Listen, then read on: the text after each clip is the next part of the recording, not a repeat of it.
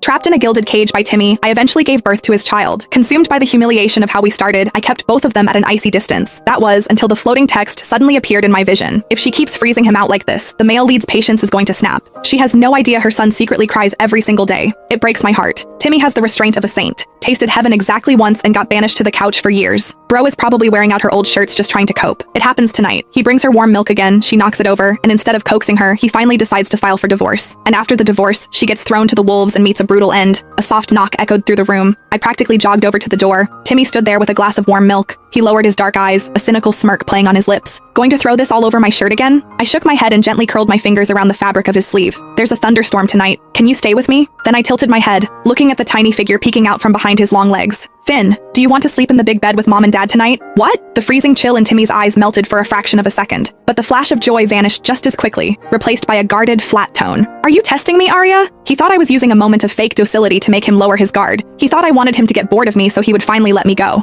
I pressed my lips together, entirely unsure of how to answer. I fully expected him to pull his arm away, but he just stood there, frozen in place, letting me hold on to him. So, I murmured softly, "Are you going to stay?" Timmy's Adam's apple bobbed, his dark, heavy gaze locked onto mine. It was a thick, burning kind of stare that made my knees feel dangerously weak. I had always been terrified of him when he looked at me like that. It always felt like he was 1 second away from devouring me whole. The corner of his mouth twitched. "Are you sure you want this?" With the glowing comments scrolling frantically across my vision, I nodded. I kept my hand on his and drank the entire glass of warm milk right there. Is it a bit too late for her to start playing nice? 3 years of the silent treatment. Whatever love he had for her is probably completely dead by now. Just wait. Once he divorces her, her own biological father is going to sell her off to some 60-year-old creep just to secure business deals for the adopted daughter. If she had just treated him an ounce better, she wouldn't have been tortured to death in the end. Honestly, yeah, he's a bit of an obsessive psycho with a serious addiction to her, but the man is young and built like a god. If she had just embraced it earlier, she would have been eating 5-star meals every night. LMAO, if you ever feel stressed, just take a look at little Finn's face right now. I looked down, unable to help myself. A tiny, soft hand suddenly wrapped around my wrist. "Mommy, can I really sleep with you?" I had to admit, Timmy's jeans were absolute top tier. Finn looked like a pocket-sized version of him, just with softer, squishier cheeks. He tipped his head back, his big eyes shining with pure, desperate hope. It took me a second to process it, and I let out a soft,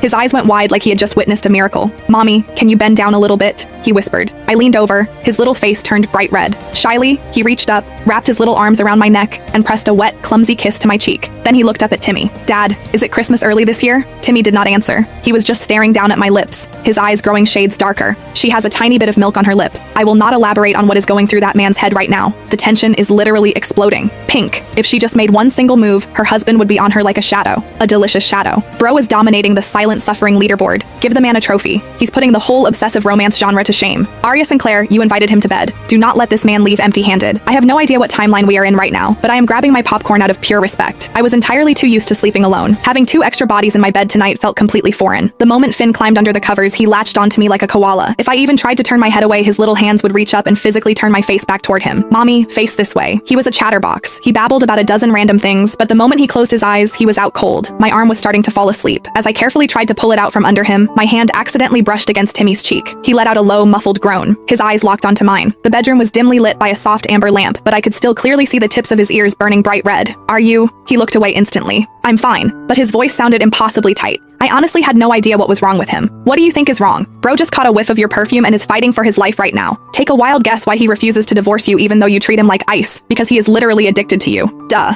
I swallowed hard. My face flushed hot as the absolute filth scrolling across the comments hit me. But Timmy and I had only been together that one single time. Did he really think about me like that? Especially since that one time had felt like nothing but a humiliating trap to me. I hated thinking about it. I quickly pulled my hand back, intending to roll over and face the wall, but I did not realize a strand of my hair had gotten tangled around the button of Finn's pajamas. As I turned, my scalp pulled sharply. I have thick, wavy hair, and it was knotted tight. The more I fumbled with it, the more Finn started to whine in his sleep. "Don't move." Timmy's voice came out rough and completely shot. A large, warm hand slid into my hair. I flinched on pure instinct. He noticed. The warmth drained out of his voice, leaving it flat. "I'm not going to touch you." The moment the words left his mouth, my hair fell free. We had nowhere else to look but at each other. I could see it. I could clearly see the dark, suffocating wave of desire churning in his eyes. A wave of nausea twisted in my stomach. Here she goes again. She's going to call him disgusting, isn't she? No matter how much he loves her, a man can only take so many daggers to the chest before he breaks. Arya, have a heart. Aside from that one night, has he ever laid a finger on you in the last 3 years? You have no idea how brutal the real world is going to be if you actually leave him. I dug my nails into my palms, swallowing down the discomfort with everything I had. I looked at him and stammered out, Thank you." Timmy froze. The darkness in his eyes shifted into pure shock. But then he suddenly threw off the blanket and practically bolted for the ensuite bathroom. Go to sleep. We all know exactly what he's doing in there. It took me 0 seconds to figure it out, taking matters into his own hands. Literally. The bathroom smells just like her. Bro's blood pressure must be through the roof. A Michelin star feast right there. Girl, do us a favor and give the man something. We are starving out here. Can you guys chill? The fact that she initiated anything tonight is already a massive plot twist. True, but let's be real. Their first time was a massive misunderstanding anyway. I read the floating text slowly. My mind drifted back into the past. Before Timmy forcefully dragged me to the altar, we had been dating online for a year. That was right around the time I found out I was the biological daughter of a wealthy family, swapped at birth by a malicious nanny. I had lived in an orphanage for over 20 years. I genuinely thought going back to my biological family meant I would finally experience what it was like to be loved. But my parents heavily favored Stella, the adopted daughter who had taken my place. During those dark months, Timmy was the only person I opened up to. When we finally met in person, he was incredibly gentle, wearing a tailored suit, polite and perfect. I thought he was a good man. But once we became official, his suffocating, obsessive need to control everything around me made it hard to breathe. I carefully suggested we take a break. He smiled and agreed, but I constantly felt like there was a pair of eyes watching me from the shadows. Then came the day I accidentally stumbled into his basement. An entire wall was plastered with candid photos of me. Next to it was a collection of bizarre, terrifying items. The online romance had never been a coincidence. It was a calculated hunt. I demanded a breakup. He just laughed, a hollow, broken sound. Breakup? I think I'd rather just die. I was terrified. So terrified that during my graduation party, I drank a spiked glass of wine in a daze. I was carried to a hotel room, his room. It was a night of absolute madness. When I woke up and realized what happened, I slapped him as hard as I could across the face. He did not even flinch. He just reached up, gently wiping my tears away with his thumb. Did that hurt your hand? Do you want to hit the other side? Keep hitting me until you aren't angry anymore. When I finally broke down and ran out of the room, a swarm of paparazzi was waiting in the hallway. My reputation was completely destroyed overnight. My parents looked at me with pure disgust. They immediately started arranging blind dates for me to salvage their public image. When Timmy found out, he used the security footage from the hallway to force my parents' hand. We were married a week later. I spent years believing every single tragedy in my life was a trap he had carefully orchestrated. I treated him like dirt. A few months into the marriage, I found out I was pregnant. I did not want the baby. Timmy dropped to his knees in front of me. He pulled out a pocket knife and dragged it across his own wrist, drawing a bright line of crimson. You don't want him, and you don't want me. Fine. Then neither of us will ever bother you again. I hated him. I wanted him gone. But seeing the blood dripping onto the carpet, I was paralyzed with fear. I hated my own cowardice. After I gave birth to Finn, I refused to hold him. I just wanted to freeze Timmy out until he finally got tired of me and let me go. But the comments were telling me that leaving him meant I was going to die a miserable death. And they kept mentioning a misunderstanding. Arya lay awake long after the bathroom door clicked shut.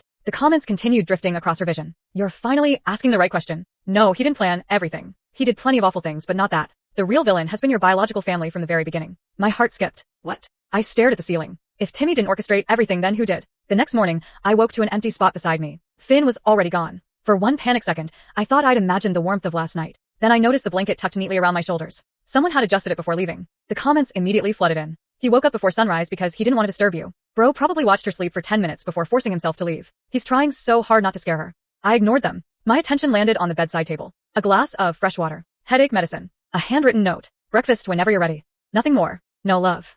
No demands. No guilt. Just simple handwriting. Downstairs, the mansion was strangely lively. Finn was sitting at the dining table, swinging his tiny legs so hard they barely stayed attached to the chair. The moment he saw me, he nearly launched himself across the room. Mommy. He stopped halfway, almost as if remembering something. Instead of hugging me immediately, he looked at me nervously. Can I?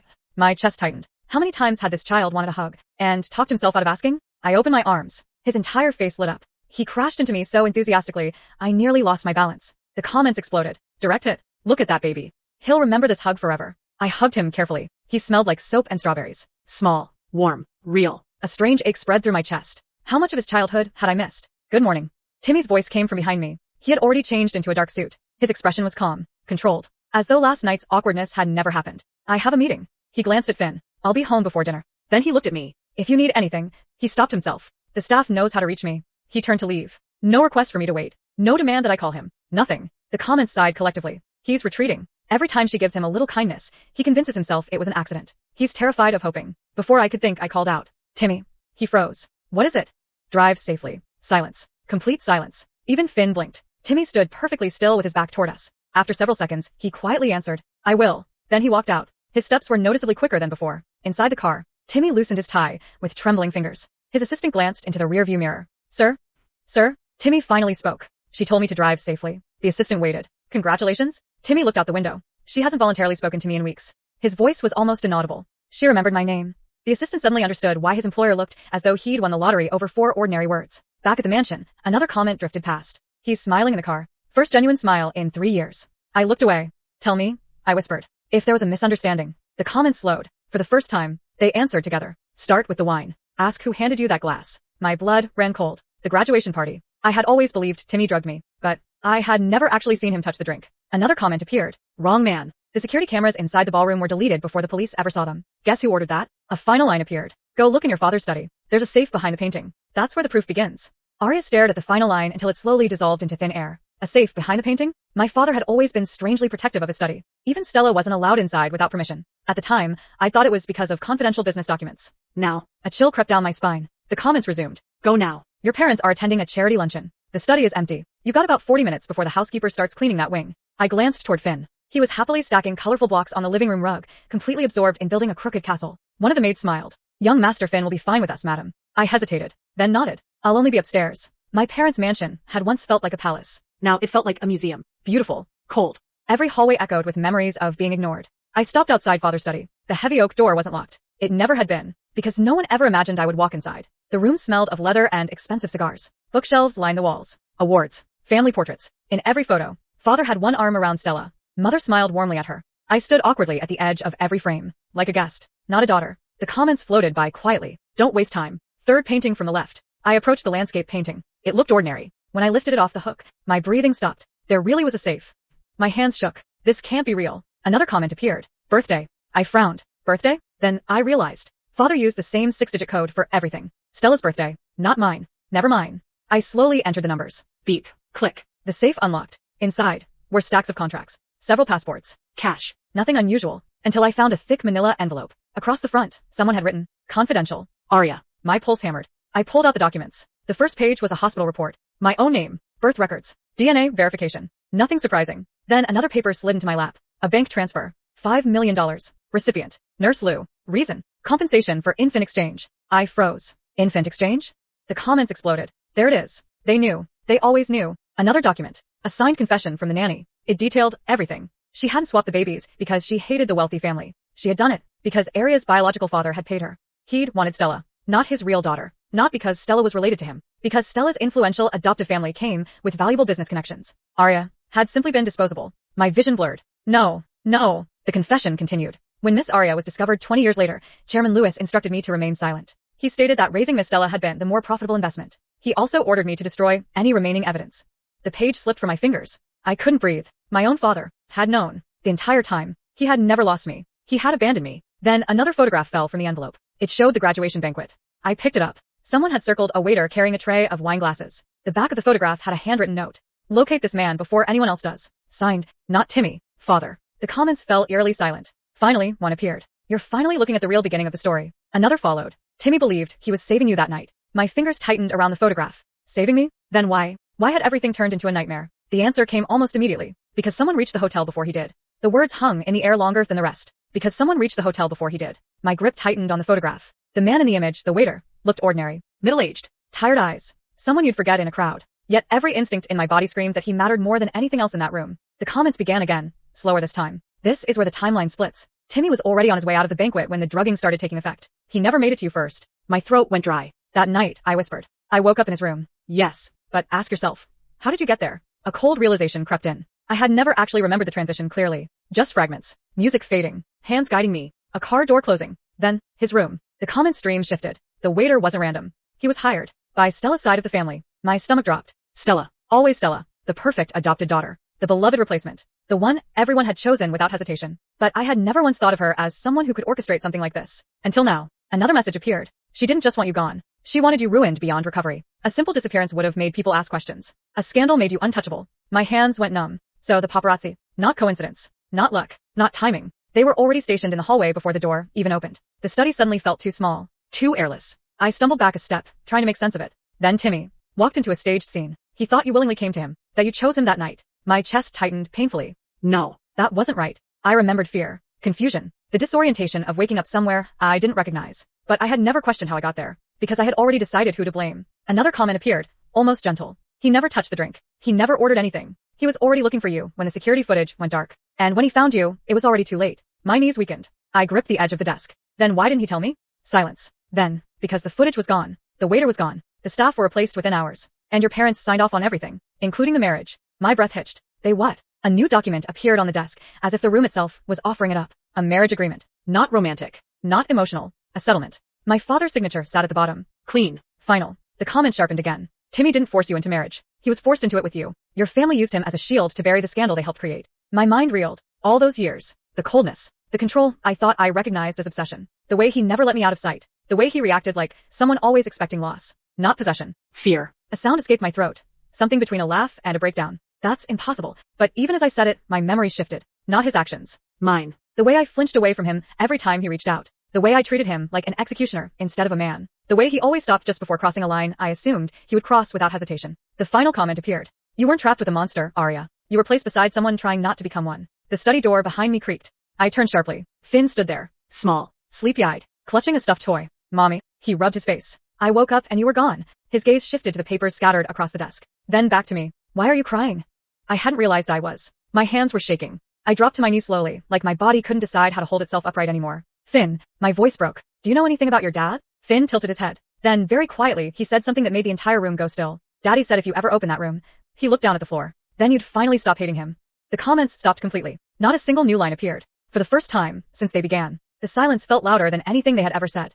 The silence in my vision wasn't empty. It was heavy, like something had been cut off mid-breath. I stared at Finn. Stop hating him? I repeated slowly. My voice didn't sound like mine. Finn hugged his stuffed toy tighter. I heard him say it, he mumbled. One night, when he thought I was asleep, my throat tightened. The study suddenly felt colder. Say what exactly? Finn hesitated, then shifted his weight from one foot to the other. He said, if she ever opens the study, she'll know everything. And then she'll stop hating me. A pause. Then, smaller. He sounded scared. That word landed wrong in my chest. Timmy. Scared? I almost laughed, but nothing came out. Because the more I tried to reject it, the more my memories betrayed me. Not of what I was told, but what I had seen without understanding. The way he always paused before entering rooms, like expecting something to explode. The way he never raised his voice when I was angry, only went quieter. The way he sometimes stood outside my door for long stretches, without coming in, like he was guarding something, or waiting to be forgiven. A floorboard creaked behind me. I didn't need to turn around to know who it was. The air changed first. Finn turned his head. Daddy. Timmy stood in the doorway, still in his suit, tie loosened, hair slightly disheveled like he had driven here too fast to care. His eyes went immediately to Finn, then to me, then to the papers scattered across the floor. Something in his expression tightened, not anger, resignation. So you found it. His voice was calm, too calm. I stood slowly, legs unsteady. You knew, I said. It wasn't a question. Timmy didn't deny it. I told myself I'd wait, he said quietly, until you were ready. Ready for what?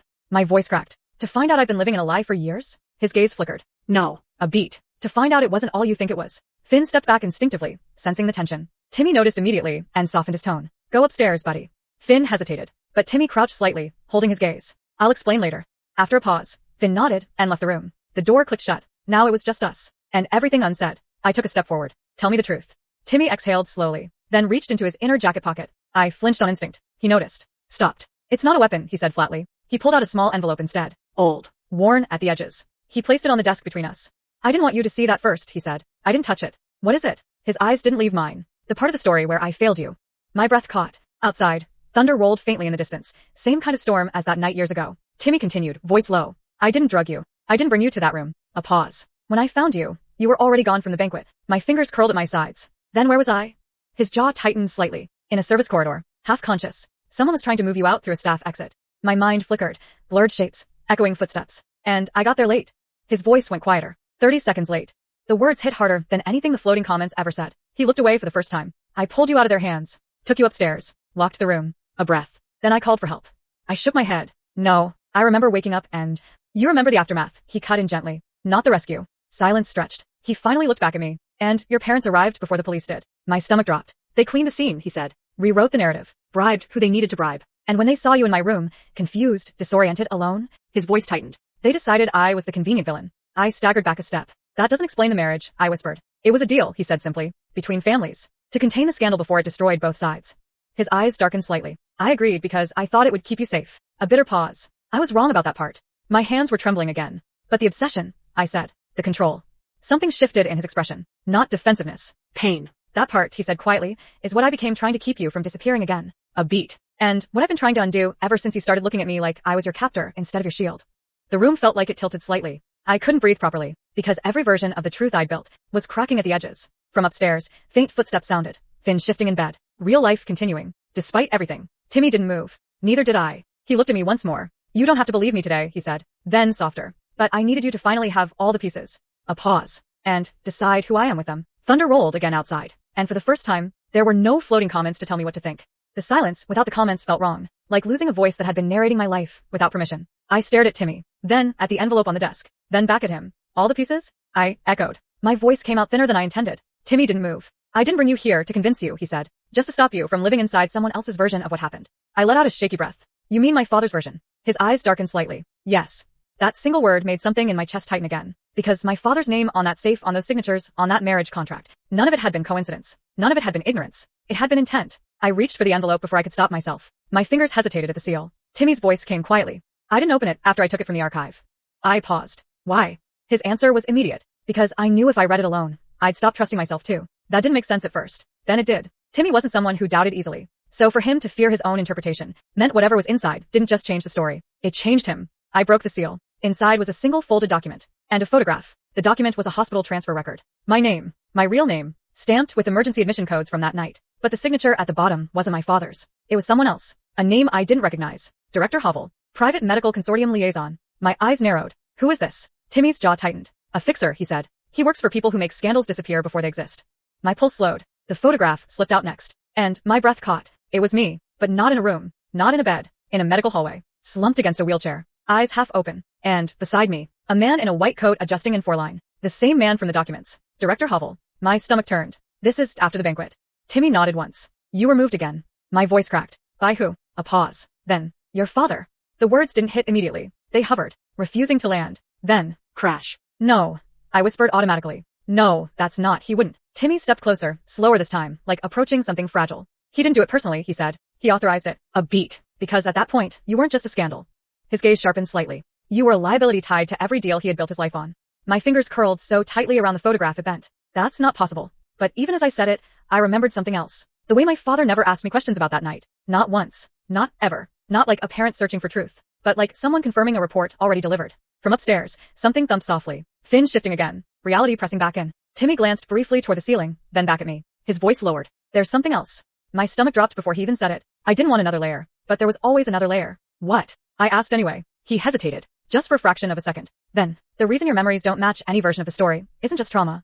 My grip tightened. What is it then? Timmy's eyes held mine. You were sedated more than once that night. A pause. And not all of it was from the drink. My blood ran cold. What are you saying? He exhaled slowly. I'm saying someone erased parts of your memory on purpose. Silence. Thick. Heavy. Final. Then, my voice came out barely audible. Who? Timmy didn't answer immediately. Instead, he reached into his pocket again. This time, he placed something on the desk between us. A small hospital tag. Old. Faded. My name printed on it. And beneath it, a second line. Authorized by Stella Lewis Care Unit. The world tilted. Not metaphorically. Physically. Like the ground had shifted under me. Timmy spoke softly. I think your sister didn't just want to replace you.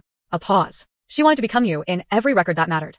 My breath stopped completely. And somewhere in the house, a faint child's voice called out sleepily from upstairs. Mommy. But I couldn't move. Couldn't answer. Because for the first time, since all of this began, I wasn't asking who betrayed me anymore. I was asking something far worse. How long had I been living as someone else's rewritten version of myself? The sound of Finn's voice upstairs should have pulled me back into something normal. It didn't. It just made everything feel sharper. More real. More trapped. I stood frozen, staring at the hospital tag on the desk. Stella authorized this? My voice barely worked. That's impossible. She was a child when I... Timmy cut in quietly. She wasn't acting alone. That stopped me. My eyes lifted to his. He didn't look like he was guessing anymore. He looked like he had already spent too many years sitting with this knowledge. Explain, I said. Timmy exhaled once, slow. Then he reached into the envelope again and pulled out a thin folder. Older than the rest, edges softened like it had been handled repeatedly, then deliberately stored away. He placed it down without opening it. This wasn't in your father's safe, he said. It was in a storage vault under the private hospital wing your family owns. My stomach tightened. Of course they owned a hospital wing. Of course they did. Timmy continued. Your sister didn't just replace you socially. She was moved into a system that ensured she could remain you on paper if anything ever went wrong.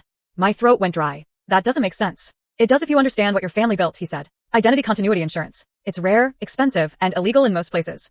A pause. And your father invested in it before you were ever born. My skin went cold. Before I was born? Timmy nodded once. That means this wasn't improvised after the banquet. It was prepared long before you even came back into their lives. Silence. The house suddenly felt too big again. Too many rooms. Too many locked doors. I sat down without meaning to. My legs simply stopped holding. This is insane, I whispered. Why would they need that? Why would they plan? My voice broke. To replace me? Timmy didn't answer immediately. When he did, his voice was quieter. Because your return wasn't as simple as a lost daughter coming home. I looked up sharply. He held my gaze. You weren't the only one who matched the DNA test. My breath caught. What? Timmy nodded slightly. There was a second match request filed the same week you were identified. My mind struggled to follow. A second daughter? Yes, he said, but not publicly registered. He paused. And not raised as your replacement originally. My pulse started to hammer again. Then what is Stella? Timmy's expression tightened just slightly. A backup. The word hit wrong. Too clean. Too clinical. like something designed in a boardroom, not a family. Upstairs, Finn's voice called again. Mommy, closer this time. I forced myself to breathe. Stay with him, I said automatically, more to the situation than to Timmy. But he didn't move. Instead, he looked toward the stairs. Then back at me. Arya, he said carefully. Something in his tone made my stomach tighten. There's one more thing you need to understand before you go up there. My hands curled. Isn't there always? He didn't react to the bitterness. Just stepped closer. The night you disappeared from the banquet corridor, he said, you weren't the only one moved. My eyes narrowed slightly. What are you talking about? His voice dropped. Finn wasn't born from the timeline you think he was. Silence. My mind stalled. What? Timmy's gaze didn't waver. The records were altered again after the marriage, he said. His birth certificate, his hospital logs, even the maternity file. A pause. And I didn't correct them fast enough before they were sealed. My chest tightened sharply. That's not possible, I whispered. He's 3 years old. Timmy nodded once. I know what you've been told. Then softer. But I need you to consider something. He stepped slightly closer. What if the child you've been raising is the only version of Finn that was allowed to survive the edits? My mind went blank. For a moment, I couldn't even form anger. Only confusion. Only the sensation that reality itself was shifting under definitions I didn't understand. From upstairs, Finn's footsteps reached the landing. Small, barefoot, sleepy. He appeared at the top of the stairs, rubbing his eyes. Mommy, he looked between us. Then tilted his head. Why does Daddy look like that? Timmy's expression softened instantly when he saw him. But I didn't move. I couldn't. Because something in my chest had cracked open wide enough that even love didn't feel simple anymore. Finn started walking down the stairs carefully. One step. Then another. Still looking at me. Mommy, he said again, quieter now. Are you mad? His voice shook slightly. And, in that moment, something inside me broke in a direction I didn't expect. Had been built around choices I was never allowed to see being made. I looked at Timmy. Then at Finn. Then at the hospital tag, still lying on the desk. And I whispered, barely audible. What am I supposed to believe now? Timmy didn't answer immediately. But Finn reached the bottom step, walked straight to me, and wrapped his small arms around my hand. Warm. Real. Anchoring. And in a voice too soft for everything collapsing around us, he said, Mommy, you don't have to believe everything at once. A pause. Just don't let them make you forget me too. Finn's hand tightened around mine. That was what snapped something into motion. Not clarity, yet, but urgency. I pulled him gently behind me, and stood. Timmy, I said quickly, voice sharper now. Cut the explanations. Just tell me what matters right now. His eyes flicked up to mine. For a second, something almost relieved crossed his face, like he'd been waiting for me to stop drowning in every layer at once. Good, he said. Then listen. He pointed at the desk. Stella's involvement isn't just past tense. She's active. My stomach dropped. Active how? Timmy's voice lowered. She's been reopening sealed records. Quietly. Through proxy accounts. A beat. And she knows you were here today. The air went cold. I instinctively pulled Finn closer. How? Timmy's jaw tightened. Because your father's security system flagged the safe opening. Of course it did. Of course nothing this important was ever actually hidden. A soft vibration sounded. Timmy's phone lit up. One message. Unread. From an unknown number. He didn't even need to open it to know. His expression changed slightly. Too late. My pulse spiked. What does that mean? He stepped forward. Fast now. Someone's already on the property. A faint click echoed from downstairs. Then another. Not footsteps. Doors. Lock systems disengaging. Professional. Controlled. Finn pressed into my side immediately. Mommy. I looked at Timmy. He didn't panic. That was worse. He moved straight to the study drawer and pulled something out. Small, black, metallic. A key card. Emergency override. Stay behind me, he said flatly. I stared at him. What are you going to do? He looked at me once. Just once. Then, end this before they rewrite it again. And he walked out. The hallway outside the study felt different instantly. Like the house itself had stopped being a home and become a structure. Timmy moved fast. Not reckless. Efficient. Like someone who had done this mental calculation too many times already. Finn whispered. Mommy, is Daddy angry? No, I said automatically. But I wasn't sure. We reached the staircase. Halfway down, a shadow moved at the bottom. 3 figures. Black tactical clothing. No insignia. That was the first warning. The second was the way they already knew exactly where to look. One of them tilted his head. Timothy Hale, he said casually. Timmy didn't stop walking. You're trespassing. The man smiled slightly. We're correcting a deviation. My blood went cold. Correction. That word again. Timmy stepped down another stair. You're late, he said. The man's smile faded. Then, everything happened at once. A sharp sound. Not loud. Precise. A signal. And the house lights flickered. Finn flinched. I pulled him behind me, but Timmy moved faster than all of it. He hit the wall panel beside the stairs. The entire corridor locked down with a mechanical slam. Doors sealing. Glass shutters dropping. The intruders paused for half a second. That was their mistake. Timmy spoke calmly. Arya. Finn. Upstairs room. Now. I didn't move. Timmy. Now. That tone left no room. I grabbed Finn and ran. Behind us, the first impact hit the locked door. Then another. The house wasn't just a house. It was something else. Something built for containment. I didn't want to know why. We reached the upstairs corridor. Finn was breathing fast. Mommy, what's happening? I didn't answer fast enough. Because I saw something I wasn't supposed to see. A panel in the wall. Open. A hidden compartment. Inside. More documents. More names. And one line written in bold. Arya Lewis. Primary target status. Reactivated. My stomach dropped. Lewis? I whispered. Footsteps echoed below. Closer now. Timmy's voice cut through the comm system in the hallway. Come. Final. Arya. A pause. If you're seeing that file, don't read further. Take Finn. Go to the west exit. I've already unlocked it. A burst of sound below. He continued anyway. And don't trust anything Stella sends you. A beat. Then quieter. I'm sorry I didn't burn this whole system down sooner. The line cut. Silence again. But not the peaceful kind. The ending is starting kind. Finn grabbed my shirt. Mommy, I'm scared. I looked at the hallway. At the exit light flickering green. At the files in the wall. At the house that suddenly felt like it had always been waiting for this moment. And I made the only decision left that wasn't already written for me. I grabbed Finn's hand. And ran. The alarm didn't fully register before everything collapsed into motion. We ran. Down the corridor. West exit glowing green like a promise that might be a trap. Behind us. Steel. Impact. Shouting. Chaotic. Finn's breathing was fast, but he kept up. Mommy, I know, I said quickly. Don't stop running. We hit the stairwell to the lower level. Timmy's voice cut through the house intercom again, sharper now. Exit is live. Go. Now. Another crash upstairs. Then silence. Too sudden. My instinct screamed. Timmy? I shouted. No answer. Just static. We reached the west exit. A reinforced door. Unlocked exactly as he said. Finn looked up at me, scared but trusting. Daddy said to go, he whispered. My hand hovered on the handle. Something inside me resisted. Not fear of outside. Fear of what we were leaving behind. But there was no time. I pushed it open. Cold air hit us immediately. Night. Rain starting again. And, outside the mansion gates, 2 black vehicles idling. Headlights off. Waiting. Finn froze. Mommy. I pulled him back instantly. Inside. Now. But the door behind us slammed shut automatically. Lock engaged. A trap, or protection. I couldn't tell anymore. Then, a voice from the darkness. Calm. Familiar. Arya. I turned slowly. A figure stepped out from the nearest vehicle. A woman. Perfect posture. Soft smile. Stella. My stomach dropped. She looked exactly like I remembered. But wrong in a way I couldn't explain until I saw her eyes. Steady and empty. She tilted her head slightly. You weren't supposed to open the safe, she said gently. My grip tightened on Finn. You did all of this, I whispered. She gave a small sigh. I didn't do all of it. A pause. Just enough to keep the system stable. Finn hid behind my leg. Stella looked at him briefly. Then back to me. And you still don't understand what you are. My blood ran cold. What I am. Her smile widened slightly. Not a replacement, she said softly. A continuation protocol. Silence. Rain began to fall harder. She took one step closer. Your father didn't lose a daughter, she continued. He upgraded the one that survived. My mind rejected it instantly. No. Stella's expression didn't change. You think you were stolen, she said. But you were reassigned. Behind her, one of the vehicles opened. Figures inside. Waiting. Timmy wasn't there. Then, a sharp sound cut through the air. Glass breaking. From inside the mansion. Stella didn't even look back. He's late, she said calmly. My pulse spiked. What did you do to him? She blinked once. I didn't touch him. A pause. Your father did. And then, a familiar voice exploded from the mansion entrance behind us. Cold. Controlled. Dangerously calm. Step away from her.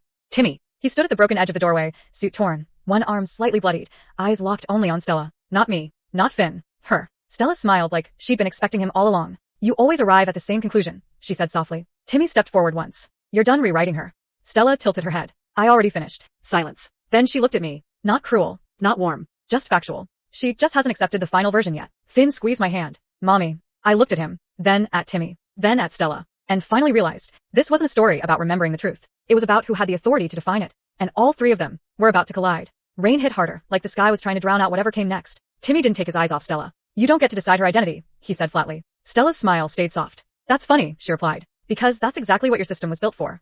A flicker of something crossed Timmy's face. Recognition. Behind me, Finn trembled. Mommy, I don't like her.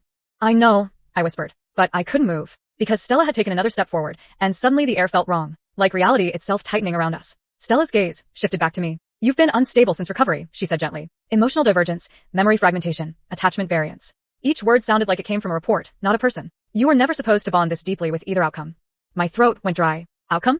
Timmy snapped. Stop talking like she's a file. Stella finally glanced at him. You're the one who failed containment. That hit harder than I expected. Timmy's jaw tightened. For the last time, he said, voice lower now, she is not a system asset. Stella sighed, almost disappointed. That's what makes you inefficient. A sound came from the vehicles behind her. Doors unlocking. More figures stepping out. Calmly. Finn pulled closer into me. Mommy, I'm scared. I crouched slightly, holding him tighter. It's okay. I lied. Because it clearly wasn't. Stella raised her hand slightly. A signal for activation. And the ground lighting near the mansion flickered. Then the house itself responded. Hidden panels along the walls outside the west exit lit up in sequence. Timmy's voice sharpened. Arya, don't listen to anything she says. Stella smiled. Oh, he knows that won't work anymore. She looked at me again. Because you already opened the safe. My stomach dropped. What does that have to do with anything? Her eyes softened in a way that didn't feel kind. It synchronized you. Silence. Rain filled the space between words. Timmy took a step forward again. Arya, don't engage with her. But Stella ignored him completely. You're feeling it already, aren't you? She asked me. I hesitated. That was the problem. Because I was. A faint pressure in my mind. Like something trying to align thoughts that didn't naturally belong together. Memories that didn't quite sit right were suddenly easier to arrange. Cleaner. More structured. I shook my head sharply. No. Stella tilted her head. Good, she said softly. Resist it. That's expected. Then, she said something that made everything freeze. You're the original template. Timmy went still. Finn looked between us, confused. I whispered. What? Stella took one more step. You weren't replaced, she said. You were replicated. My breath caught. Behind me, Timmy's voice dropped dangerously low. Don't. But Stella continued anyway. Your father didn't lose you, Arya, she said. He learned how to keep you. A pause. Multiple times. My mind flickered. Images I didn't remember remembering. Hospital rooms. Tests. Signatures I couldn't place. A childhood that felt slightly misaligned when I looked at it too closely. I stumbled back half a step. No, that's not. Timmy grabbed my arm lightly. Focus on me, he said quickly. Not her. But Stella smiled wider. Ask him why he was assigned to you in the first place. Timmy's expression darkened. That assignment is classified for a reason. Stella nodded. Yes, she said. Because it wasn't romantic. It was corrective. Finn whimpered softly. I felt my control slipping, not emotionally but cognitively, like my thoughts were trying to sort themselves into patterns I didn't choose. Stella's voice softened. You're the base model, Arya. A pause. And everything around you, including your husband, was designed to stabilize you. That finally broke something in me. I turned sharply to Timmy. Tell me that's not true. He didn't answer immediately. And that hesitation, that fraction of silence, was worse than denial. His eyes flickered once. You weren't supposed to hear it like this, he said quietly. My chest tightened. Finn looked up at him. Daddy.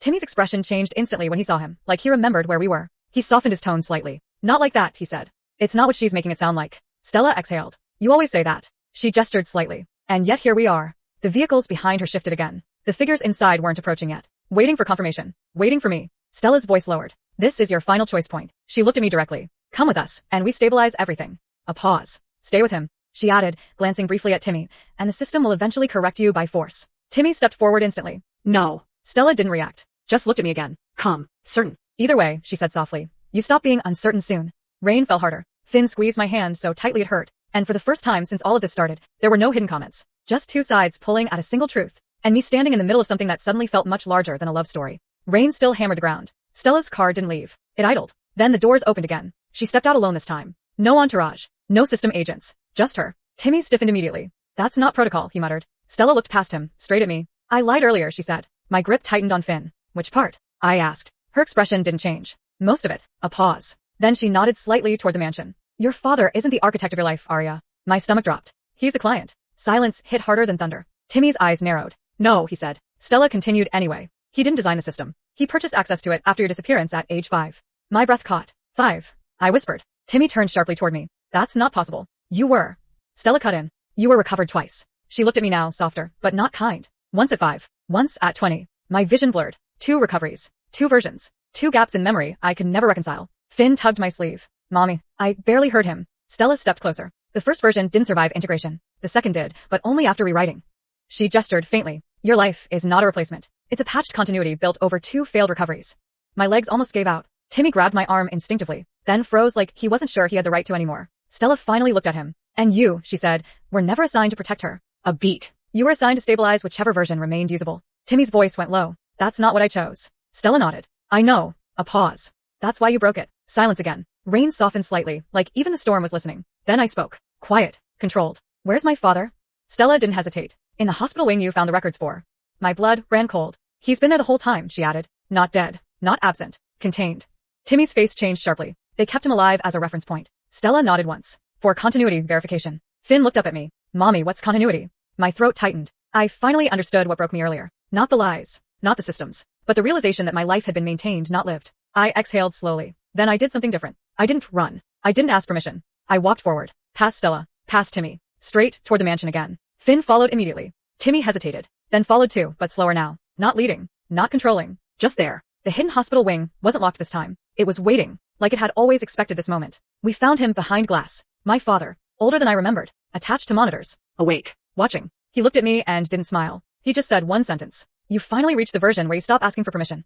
Silence. Finn pressed into my side. Timmy stepped forward slightly. Stella appeared behind us. She had followed without sound. My father looked at all of them, then back at me. You are not a copy, he said quietly. You are the only continuous self this system ever failed to overwrite properly. My breath caught. He exhaled. And that failure is why they all orbit you. A pause. Not because you're replaceable. His eyes sharpened slightly, but because you are irreducible. The monitors beeped steadily. No comments appeared. No system overlay returned. Just truth, unfiltered. Stella finally spoke. This is where the system ends. Timmy shook his head slightly. No, he said. He looked at me. This is where she decides if it matters. Finn squeezed my hand, and for the first time, there was no version of the story left trying to rewrite me. Only me, and everything that chose finally to stand beside that fact instead of against it.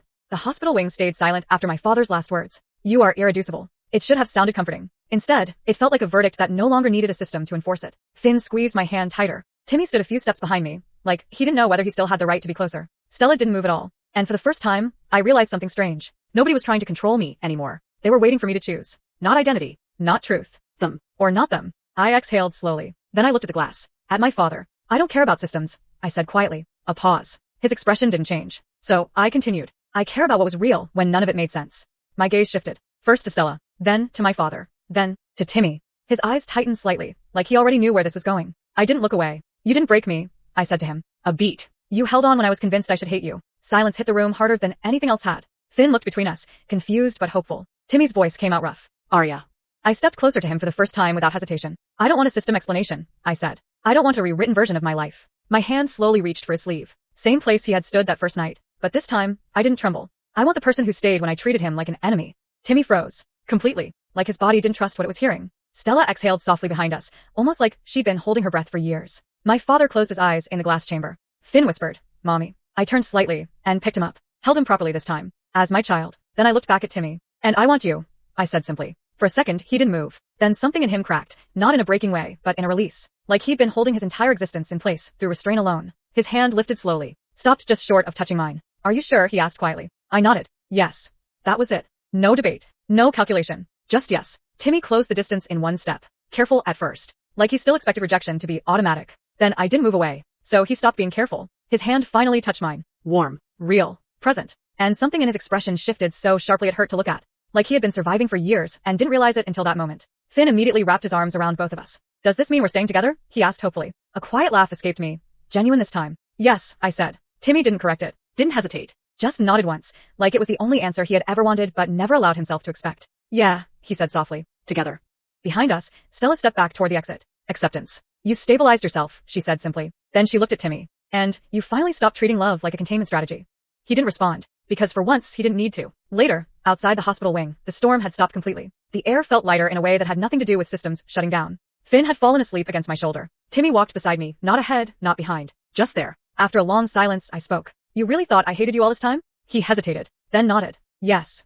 I glanced at him. That's kinda stupid. A pause. Then he let out a quiet breath that almost sounded like a laugh. Yeah, he admitted. It was. I shifted Finn slightly in my arms. But you stayed anyway. He looked at me for a moment. I didn't know how to leave, he said honestly. Then, softer. And I didn't want to. That landed differently now. No obsession. No control. A choice filled with free will. I slowed down slightly, and he did too. Our shoulders almost brushed. This time, neither of us moved away. By the time we reached the gates, the mansion behind us didn't feel like a prison anymore. It just felt like the end of a story that had tried too hard to define us. I stopped walking. Timmy did too. Finn stirred slightly, but didn't wake. I looked at him properly. At everything he had been through with me. Everything I had misread. Everything we survived, without understanding each other. Then I said it plainly. I think I love you. Timmy went still. Then he exhaled slowly, like something inside him